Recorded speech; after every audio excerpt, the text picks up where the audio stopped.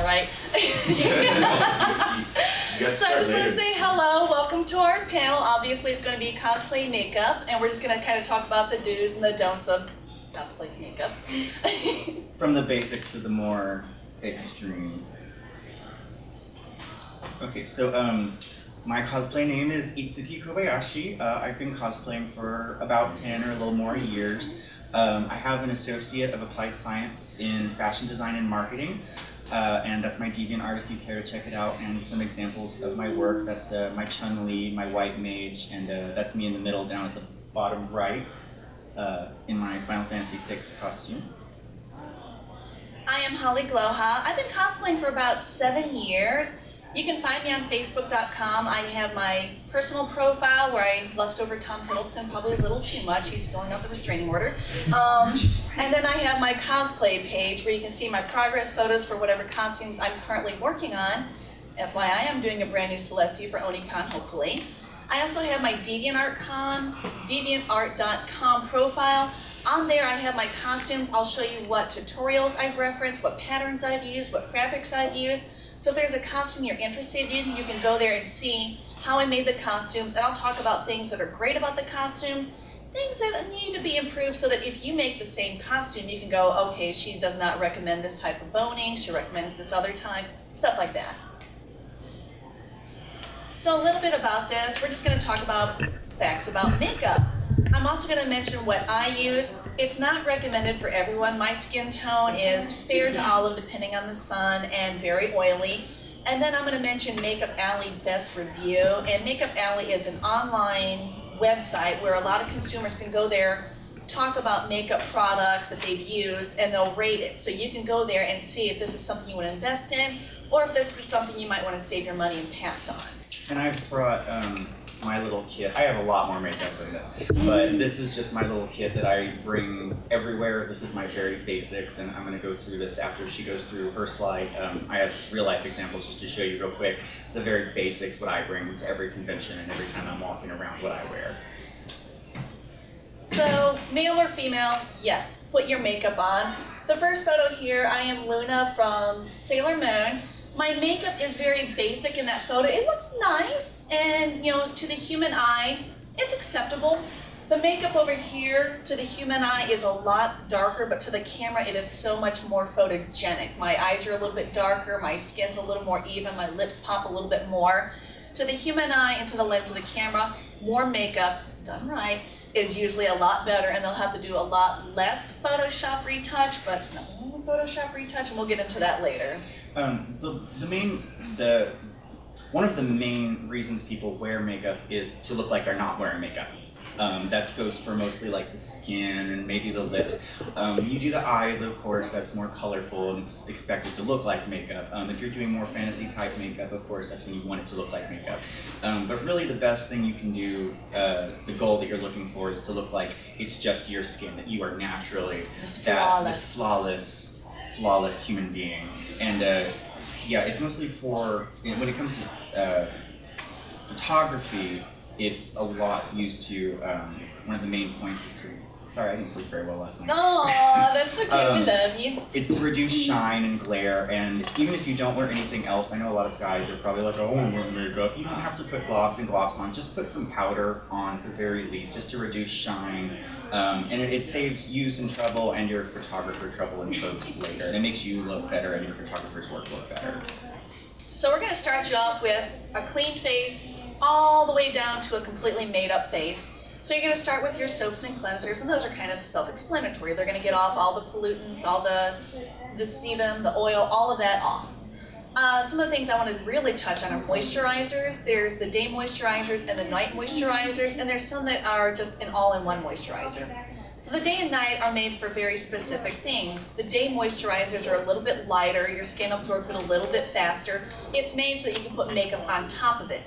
Night moisturizers are not like that. Night moisturizers are little heavier in the vitamins and the minerals. So when you put it on as you sleep, it's meant to restore your skin. So you never want a night moisturizer underneath your makeup because it will break down your makeup. You will have to reapply it a lot more.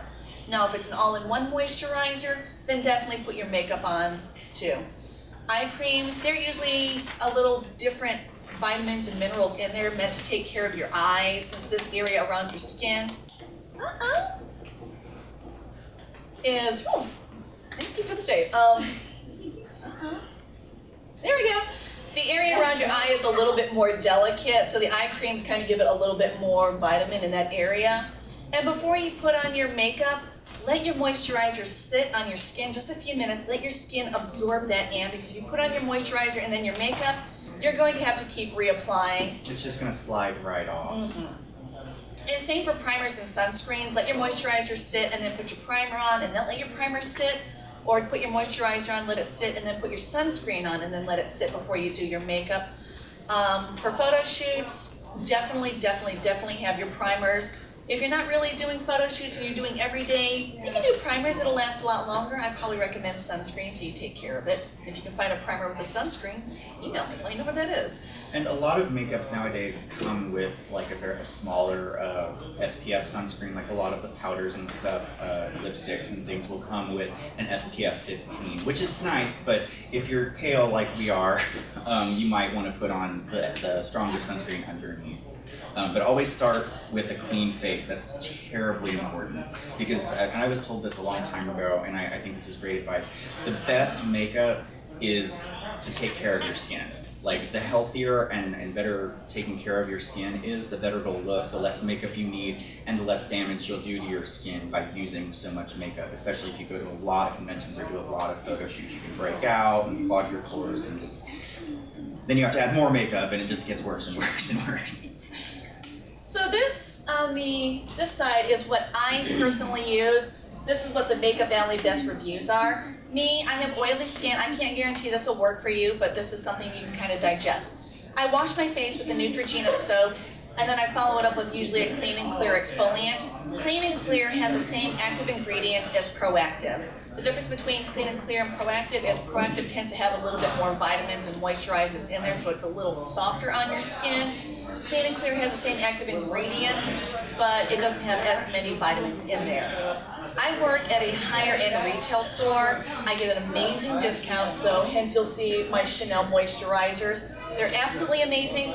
I will not judge you if you cannot afford it, because they are a little on the uber expensive side.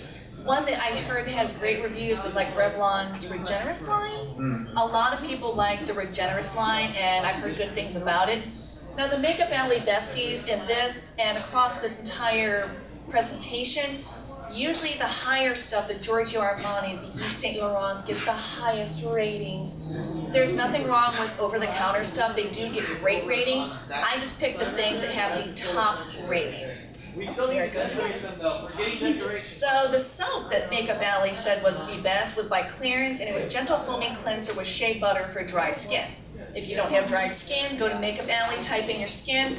They'll talk about what soap is probably best suited for you. And the moisturizer, surprisingly, was Vaseline Deep Moisture Creamy Formula. That had a 90% approval rating, so that's something you may want to talk to the cosmetician about, your beauty advisor, and see if that's something that'll work for you and your skin type. So I'm going to talk a little bit about foundation. For liquid foundations, there's usually two major types. There's the silicone ones, which are like the over-the-counter ones, and the clay-based foundations, which are made for theater. So when I say clay-based, I'm thinking like your MAC, I'm thinking your Ben Nye, your Kryolan. These are things that are meant to be photographed, seen on stage. They last a long time and they're amazing, a little pricey. The silicone ones are everything from your CoverGirl all the way up to your like your Chanel's, your Yves Saint Laurent's. They're silicone based. Now, when you want to match it to your skin, by all means, see if you can't get a beauty advisor to help you, but you want to look at the jawline here because it's not as exposed to the sun. So you'll put little streaks of foundation to see what best matches your skin. And you might see some is a little too yellow, some is too pale, some is too blue based. And that helps you narrow down what you need. You can also use the underside of your wrist to match the skin tone. And when you're matching your skin tone, you want to make sure that you don't just kind of plop it on and expect it to instantly match. The foundation is only going to match your skin once you blend it in and it looks a little more sheer. You're not putting on mud on your face. That's not the point. The point of foundation is to smooth over color and make it a blank slate, like blank canvas for the rest of your color and palette to go on.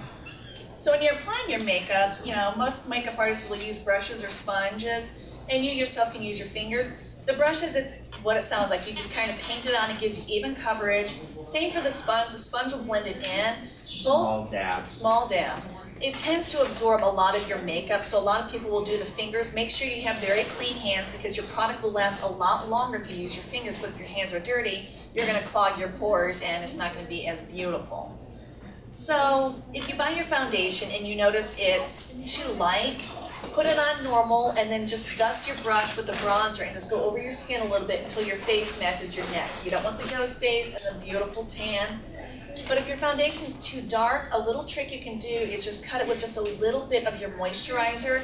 However, you're making it a little less viscous and a little more sheer. So you have to be very careful about doing that. And if you use, one of the things that I use at the end of my application process is a benign neutral set powder, which is a setting powder, obviously, and they come in various colors. The one I have is it looks white, but it says it's neutral, so it's kind of a sheer. It doesn't really have a lot of color. They make them in skin tone and also in like a clown white, I think is what it's called officially. And if it's too dark, you can also try to cut it or put a little bit of those powders on top of it, and that may lighten it enough where it'll blend in. But it's just something you're going to have to play with your individual skin tone. Now there are some places, a little more like the makeup counters at like Dillard's, Neiman Marcus, where sometimes they will custom blend your makeup to your skin. It's a little pricier, but it really is worth the investment. And just keep in mind, if you're like me and you have oily skin, it can make your foundation darker, and I would recommend get a makeover, try it out for a few hours, and then look in the mirror and notice, does it keep its color or do I need to go a shade or two lighter? Don't be afraid to be critical of the makeup if you go to like a Sephora or a department store and have them do your makeup, because I went in with my friend once to Sephora and she sat down, she was like, I want to try some new products, can you just do me over? And this guy who was very young, and I don't think he'd been working there very long, and he had his makeup on, he looked okay, but man, my friend got up out of that chair and we left the store almost immediately because she told me, she was like, this is like an inch thick on my face, this is nasty. Just because they work there doesn't mean they know what they're doing. Yeah. I mean, it's a good place to start, especially if you yourself don't know exactly everything about makeup, which, I mean, there's so much to know, not everyone can know everything.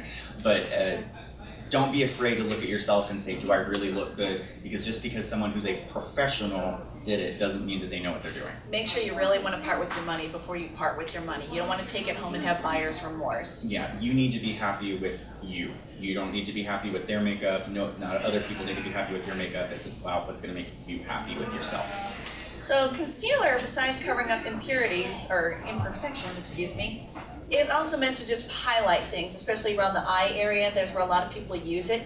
You just want to go 1 to 2 shades lighter. It's supposed to be a glowing effect. It's not supposed to be an ET effect. So just make sure it's something that matches. If you're like me and you have to use the very lightest shade of everything ever, I suggest getting some stage makeup in clown white and using it very sparingly as your highlighter, because that's the only thing that will show up over my pale foundation and stuff.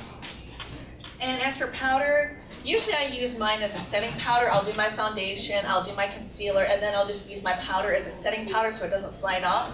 But you've got things like Bare Minerals and Pure Minerals where they're a little heavier pigmented, so that you don't need a foundation, you can put that on.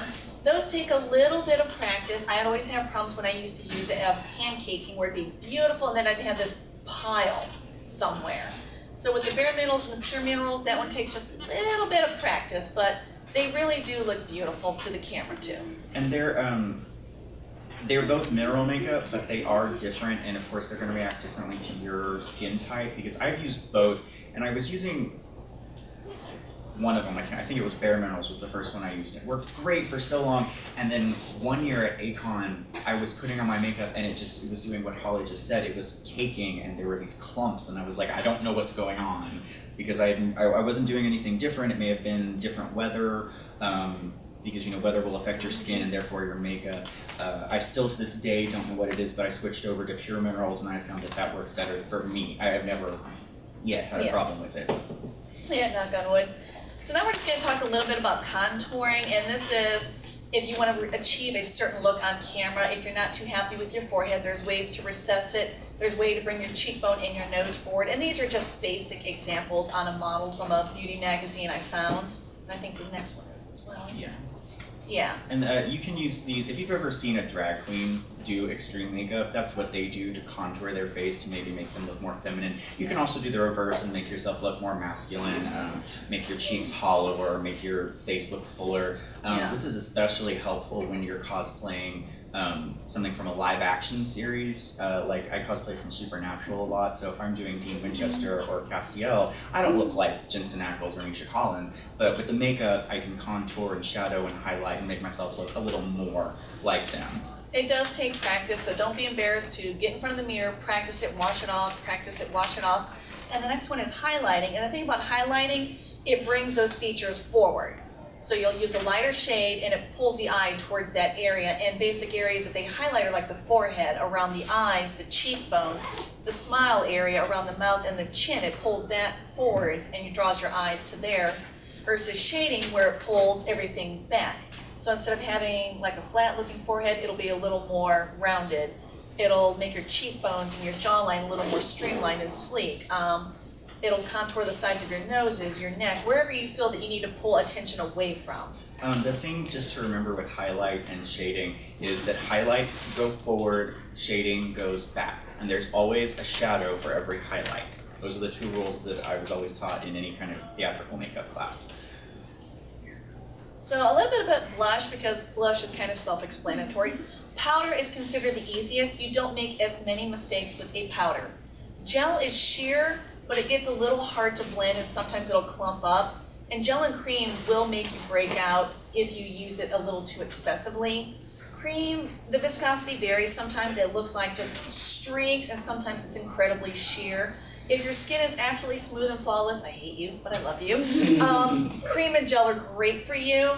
If you've got pores and everything else, powder is usually your best bet.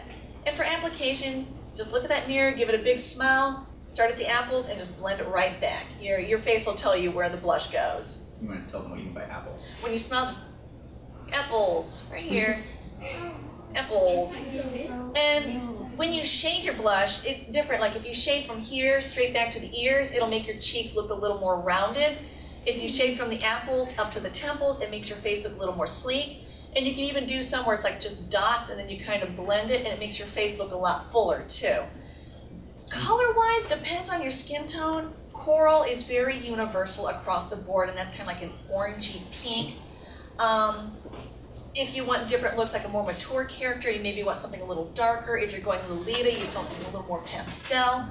But if you just want something to bring it out, coral is your best bet. And in fact, I'm using a little bit of a Chanel right there in like the softer pink because my skin's very light right now. The one that won the big Makeup Alley Besties is a Laura Mercier color called Cheek Color in Rose Petal, Chanel in Joie Contrast Spécial. MAC is Cantaloupe, which is a good coral color. And Bonnie Bell had a gel blush that got high rating. So eyes, let's see. So eyeshadow is where you can really have fun with your makeup. Ask about the pigmentation. The deeper and better the pigmentation, the longer the color is going to last. And the over-the-counter stuff, usually lasts about 3-4 hours, maybe more if you've got primer. Stuff like MAC, and I think even NYX is better pigmented, so they last a lot longer. And you've got different brushes for different effects. There's one that looks like a cat's tongue. It scoops up a lot of the eyeshadow and applies it on nice and evenly. There's more of a softer bristle brush where it blends everything. You'll see brushes where it's just a little point, and those are just for the fine lines that you can go back and blend. Eyeliner, liquid versus pencil. Liquid gives you a very strong contrast when you put it on. Pencil is something that you can kind of blend in. I like liquid myself because I like my eyes to pop, but some people put the pencil on and then blend it and get a very beautiful smoky eye effect.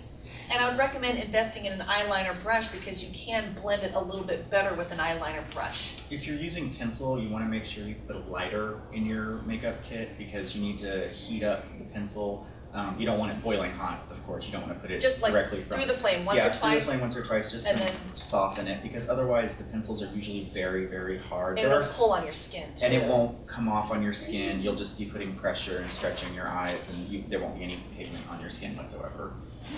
So when it comes to mascara, more coats equal more effect. 1 or 2 coats are perfect for day wear. If you want to go pow, put 3 or 4 on. So just put a coat on, let it dry for a few seconds, and each coat will bring your eyes out a little bit more. Now fake lash, oh sorry. Oh, I was just gonna say a little bit about color real quick. If you're a guy, you probably don't wanna go with the solid black liner or mascara. You probably wanna go with the dark brown. It's less of a pop, it's less noticeable, but it'll still bring it out for camera, stage, and in person. If you put black eyeliner or black mascara, you're gonna look like you're gonna be wearing guy liner. Like that really, really heavy, you know, My Chemical Romance emo kind of makeup. And if that's Unless what that's you're what going you're for, going for, yeah. I mean, great, that's great. But most of the time, if you're just going for like everyday Yeah. look, you probably want to go with a darker brown. And it does look good on the camera because it pulls your eyes out a little bit. They don't have to do so much work to make your eyes contrast with your skin tone. And there's a lot, I mean, eyeliner comes in every color under the sun. It just depends on what the look you're going for.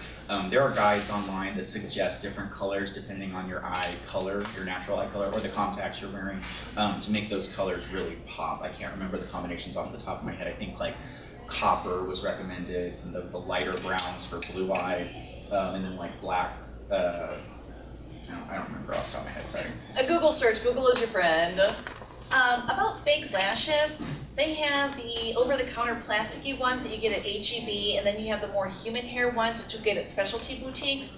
I've tried them both. Personally, I recommend the human hair ones. The plastic ones, they look fabulous, but when you put them on, it really feels like it's pulling on your eyelash line, and it gets a little awkward and uncomfortable. Even when you sit there and bend it to your eyes and glue them on, it still feels awkward. You can kind of feel like when you blink, it's scraping against your eyes. The ones with human hair tend to have a softer plastic line, and they adhere to your eye just a little bit better. They also make fake lashes that, the kind of lashes she's talking about is just one The strip. solid piece. It's a Yes. strip with the lashes coming off of it. They also make lashes that come in smaller Clumps. pieces, little clumps, and you put them on individually. And I haven't tried those, but I've heard that those can achieve a more natural look because it's not this rigid piece of plastic over your line. And also they're a little easier to put on because you don't have to get the line just right on the A first lot of the time with celebrities do glue. the clumps because it looks a little more natural, so they'll just put a couple clumps in, go outside, do their shopping or whatever it is they do. And brows, just plucking and contouring, it depends on your face shape. I would really recommend going to a beauty specialist that can contour it to your facial shape. And you can even get like a pencil and just kind of color in your brows just a little bit so they pop a little bit more on camera. And you want something very natural to your hair color or whatever wig you're wearing. If you're doing for the crazy colors, get the jumbo eye pencils, especially from NYX. Those are great. They're like $3.50 at Ulta. And then what you need to do to color your eyebrows, don't just color it with the grain. You want to color it with the grain, against the grain, and then use your eyebrow comb, which is a small little fold-out comb that you can get at beauty supply stores and probably at Walgreens and drugstores. And just comb it through, get that excess off so it doesn't look like there's clumps of makeup in there, and it looks more natural that way. I never,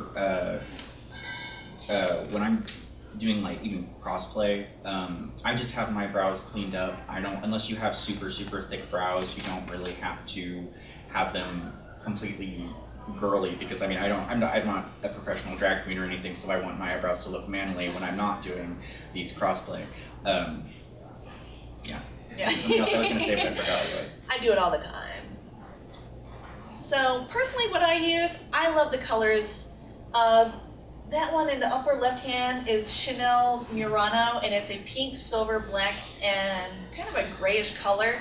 Very universal. I recommend that one because you can do day wear, you can do night wear, you can do Lolita, you can do Vixeny. The one in the upper corner here is Yves Saint Laurent, and the colors are absolutely beautiful if you want to do the more dramatic things. I use this one for what I'm wearing today, and I also do a character Blair the Cat from Soul Eater. I also have a lot of bare mineral colors in just about every color of the rainbow. I do like how it's pigmented. They last a very long while. Mascara-wise, I use Dior Shore's Blackout. It gets very high ratings. 1 or 2 coats and you start to look like you're wearing fake lashes with your natural lashes. And then I just use Maybelline's Lash Stiletto because I like that point at the top. I can go very thin line, I can go very dramatic line. And the besties, oops. Sorry, we're done. There we go. Yeah, there we go. The Makeup Alley Besties was MAC's Matte to Brown script, which is a very natural looking one. You can do like a daytime look, you can do a daytime smoke, you can do a nighttime smoke, very versatile. The eyeliner again was MAC and PowerPoint Duck. And the mascara was Clearance Double Fix. And these all had approval ratings from consumers of 90% and above. Never either. Now I'm ready. So contouring eyes, it depends on the look you want. A lot of people want to go for like the big anime eyes, the sexy almond eyes. Sometimes they just want to have their natural but kind of pick it up a little bit or contour for a hooded eye. These are some examples of how you contour your eyes according to how you want things to look. A lot of beauty magazines will have these in there, also Google searches. I can even put little tips. If they have a forum on here, I can put like little, close-set eyes, try it like this, almond eyes, this is the look you want. But a Google search will easily help you with this. So makeup artists, these are just some of very many that I recommend myself, that I follow. Michelle Phan is rather renowned for doing not just makeup artistry, but she will also do little tips like anime looks, how to stretch out your clothes, or not your clothes, stretch out your shoes, different ways to wear scarves, clothing. She does a little bit of everything. My personal favorite is Mischievous. She loves the dramatic looks, and I absolutely love almost every look she puts out. She'll do gorgeous day looks, gorgeous night looks. Hers is probably, to me, one of the more fun YouTube galleries to flip through. Lauren Luke was one of the ones who kind of started the whole makeup trend. She would see these pictures in magazines of celebrities and sit at home until she recreated it correctly, and then go on YouTube and post tutorials how to get the look, how to get the Angelina Jolie look, how to get the Megan Fox look. And she started, I think, an awareness campaign about spousal abuse. So she also does charity work with all of her notoriety. Venus Angelic is a Lolita cosplayer. She's very renowned if you do Lolita cosplay. She shows you how to get the big anime eyes, and one of the things I remembered about her tutorials is she would put on her moisturizer, wait 5 minutes, put on more moisturizer, wait 5 minutes, and then put on her makeup. So when you see her without her makeup, she has a very flawless looking skin. Charisma Star tends to do a lot of the more fun and dramatic things, like the Dark Fairies, the Marie Antoinette looks. I mean, it's very dramatic, it's very fun if you want to do very character-themed stuff that just pops right out there. So those are some of the ones I recommend. There's a lot more. Don't be limited to these 5. In fact, you can just kind of type in what kind of look you're going for. Every pony, I just typed in Applejack eyeshadow, Rainbow Dash eyeshadow, and there was pages of people who did makeup based on the characters. And some of them are probably a little too flamboyant for day-to-day wear, but they're adorable. I mean, Pinky's is pink with like a little bit of eyeliner in the waterline. I was just randomly typing in characters and you will get inspired looks. So even if you don't have a character in mind and you've got a pink eyeshadow quad, you can even type pink eyeshadow tutorial and you'll get so many beautiful tutorials, makeup tips all over YouTube. It is your best friend. That's all I have for my makeup panel, but I think we have a little bit more. What time is it? Oh, gracious. Yeah, I just want to make sure. Okay, so we got time for yours. Yeah. I have. I have some pictures that I like to show in the makeup panels because you see, so many people will see celebrity pictures in magazines or the internet and think, oh my god, I can never look that good, I'm not amazing. Well, I'm here to tell you that they don't look that good. It's all makeup and Photoshop. And this is just a series of some celebrities, and I'm not even going to try to name all of them because I don't know all their names, of their after makeup and their before makeup. First, I think I have it all set up so I'll show you the after look.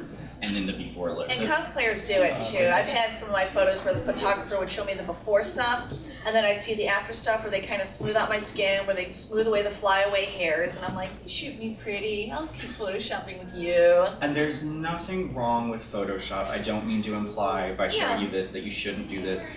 It's just in order to keep a healthy perspective, because I know so many people, and I think myself included, can get down on themselves and think, oh my God, I'm not that pretty. I'm never going to be that pretty. They must have had, thousands and thousands of dollars of work done and a team of special makeup artists and 5 personal trainers. They look good, don't get me wrong, but seeing a fat roll on Beyonce's stomach made me feel really good. I'll show you that in a minute. So this is, I think this is Selma Hayek. Yeah. No, it's Cruz. Cruz, Penelope Cruz. So this is the before, this is the after, and that's the before. You'll notice that right here, they shrunk her rib cage a little bit and made Filled her out the bust line. filled out the bust line. Yeah. Made her hips pop a little more, cleaned up the hair. And she's brightened still a the color. beautiful She's woman. still beautiful. But they smoothed out lines and wrinkles and just made her a little more airbrushed. And they dodged and burned her. Yes. To bring her. This skin tone coloring, removing freckles, Fill the lines. There's not a lot of shape differentiation on this one. It's mostly just the coloring and And it pore happens. correction. Sometimes a photographer will say, I'd love to do a photo shoot with you. You guys go outside in the shade of a tree. They take all these photos. There's nobody to have the reflector bounce light. So the photographer will sit there on his computer and do the fill light for you and kind of highlight everything. This is Kelly Clarkson, and I don't know why they photoshopped her like this, because I think she's still cute, and I think if more people saw her in her natural state, which basically they squished her horizontally, and I don't see anything wrong with this photo. I mean, the color needs a little correcting, but that's just the lighting. I don't know why they insist on making her look like 30 pounds lighter, because she really doesn't need it, I don't think. I still think she's beautiful like that.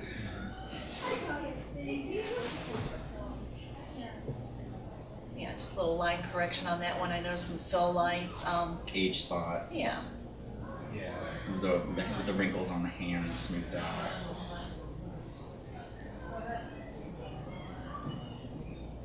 Shrunk the waistline, enhanced her breasts, reshaped her arm and her hips. A little more color on the face. We're getting rid of the flyaway hairs. Not just women that do it, men. It gets done on men too. I mean, yeah, big difference. I don't know why they didn't put makeup on him before this shoot, but they didn't. All this is some stuff that could be easily And that's a corrected good by example makeup. of why a guy should put on makeup. I've been cosplaying for about 7+ years. I've only met one gentleman that was told by professional makeup artists that he does not need to wear makeup because he had gorgeous skin tone, a natural blush to him. He looked like a model, and he actually does like professional Superman cosplay where he'll go to parties and events as Superman, and he looks amazing. Yes, and I mean, I was up there looking at him, I'm like, there wasn't a flaw on this man's skin. Everyone else, myself included, put your makeup on. But this, I mean, this doesn't even need any Photoshop, honestly. They just should have put makeup on because there's no shape correction. It's all color and smoothing, which can be done by makeup. And the more makeup, the more you do post, the easier it is for Photoshop. Oh, yes. It's less work and less money if you're paying for it. And Yes. speaking as a cosplayer, you get your pictures faster. Yes. If they have to do less work, you get your pictures faster. If they have to do a little more work, you've got to understand a lot of these photographers have jobs, they have school, they have things that they're doing. They can get to these when they can. If they have to spend an hour on one photo, it's going to be a while before you get your pictures. Yeah.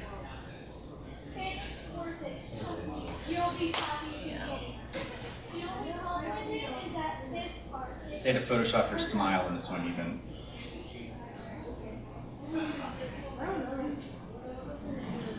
I mean, you can see the bloat and shrink tool really obviously in this one, especially around her waist and bust line.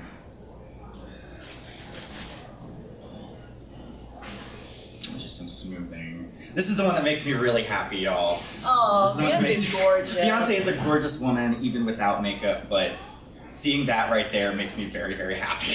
And honestly, everybody has that, whether you're Yes, anorexic yeah. thin or a big woman. Yes. It Or man. happens. It's very unnatural to believe that if you sit, if you pull your knees up, that you're gonna have this beautiful figure. Everybody's got the tummy roll. You should not have image issues with yourself about that. No, but the media, the point of me showing you all this, like I said, the media has it drilled into a lot of people's heads. Even you may not even realize it, that our expectations of beauty are so high nowadays, and it's just not realistic. It's so much work afterwards. I mean, a lot of these people do put a lot of time and effort into their bodies, their faces, you know, working out at the gym, eating right, moisturizing, high-end products, and it helps, but everyone's human, no one's perfect. And Katy Perry, I mean, gorgeous. But you want to see what she looks like first thing in the morning when she wakes up? Aww. Oh, wait, that's... Whoa! Oh, it's not, where did it go? I was about to say, It's I on love here. I this put it on Katy here. Perry. Oh, maybe not. Oh, I guess I didn't get on here. Damn, never mind. I'm sorry. I was really good. We're showing all that too. Okay, this is the last one I have. It's actually still great. Yeah. Okay, but I mean, you can even tell just looking at this, like the makeup and I mean the Photoshop smoothing, especially you can look at his chest down here and see that just even from here to here, not just the hair, but the skin underneath the hair, this is so much smoother and airbrushed. But this is what he looked like before he went in and had Photoshop and makeup done. Yep, that's all there. There's some more. These are smaller. I don't know if you'll be able to see these very well. This is an article that I wish I could tell you where it was, but it's a really nice article written by a model herself, just saying that found the before and after photos. And you know, a lot of these photos can be found on professional photographer retouchers portfolio websites. They're out there. I mean, they're not hidden. You just got to know where to look. So no getting body complex issues. Everybody's gorgeous in my eyes. But I mean, look at the huge Alba, difference. Her head's been repositioned. Her hair's been cleaned up. They took like They put her in a different background altogether. No, it's just colored, redone. No, oh yeah, no, that's a different Oh, yeah. background altogether. enhanced the bust a lot too. Yeah. That's Madonna showing her age there on the left. We saw that one earlier. And that leg's completely redone, smoothed out up on the chest and that face. We saw that one of Naomi Watts earlier. And this is a model saying, you know, she understands a lot of work goes into this to make her look quote unquote photogenic. Well, Yeah. Also, a lot of people now have, they have on staff Photoshop, and they will not release a photo until their Photoshop guy is done. Yes. Or if it's with a magazine, they won't have a specific person Yeah. on those. Well, there's even like a lot of people know cosplayer Yaya Han. She even talks with photographers and lets them know that she will retouch her own photos. And you know, when I started out, I would reference her gallery a lot for cosplay inspiration, and she had a picture of Scarlet Witch that I did not realize it was a bodice and a cape. And I thought, okay, how is she getting that to stay put? Double stick tape? She photoshops out the plastic bands that hold up her corset. So even she will admit that, you know, she does a lot of Photoshop in the face, on the body, even, you know, smoothing out wrinkles and whatever else she does to her photos. Yeah. But that's another thing is, She warps herself too to give herself height. yeah, never, you know, never Photoshop a photographer's picture without any sort of permission. Talk to them. If you want to Photoshop a blemish, a straight hair, email the photographer and tell them, you know, can we get rid of this pimple? Can we get rid of this hair? 9 times out of 10, the photographer is going to do it himself because he knows how to do it professionally. His name and his image is on that. Very, very few photographers will say, go ahead, do whatever you want to the photo. It's their artistry. You know, they're not readjusting your costume. Don't readjust their photos. And that's the end of that article. So. Alright, well that went a lot faster than I thought it would. I thought that was going to be an hour, but I thank you very much for your time.